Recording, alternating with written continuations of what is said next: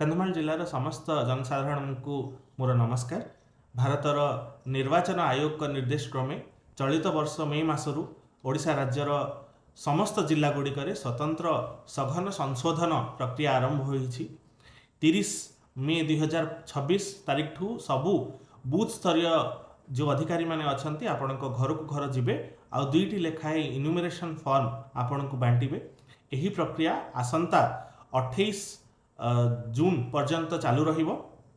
तेणु जिला निर्वाचन अधिकारी हिसाब रे मोर समस्त अनुरोध जे आपणकर सठिक निर्भुल तथ्य एही इन्यूमरेशन फॉर्म रे पूरण करी आपणकर बूथ स्तरीय अधिकारी को फेरस्त करंतु। जदि आपणको से फॉर्म पूरण बेले किसी असुविधा होउछि ताहले आपणकर बीएलओ जीए थिबे तांकु मध्य तांकर मध्य आपण सहायता नै परिबे। एही प्रक्रियार सघन संशोधन कार्यक्रम जो चूड़ांत तारीख योग्यता तारीख रही सेटा होछि 1 जुलाई 2026। यार अर्थ जो मानकर बयस 18 वर्ष हो सारी यही दिनांक सुधा 1 जुलाई 2026 सुधा से माने निजर नाम भोटर तालिका रे पंजीकरण करें।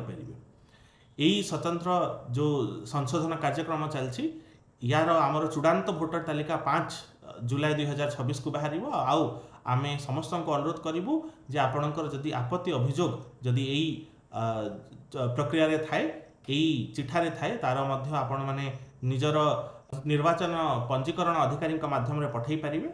एटा आमे चूड़ांत करिकी यार चूड़ांत भोटर तालिका आगामी 6 नवेम्बर 2026 रे बाहरिबो।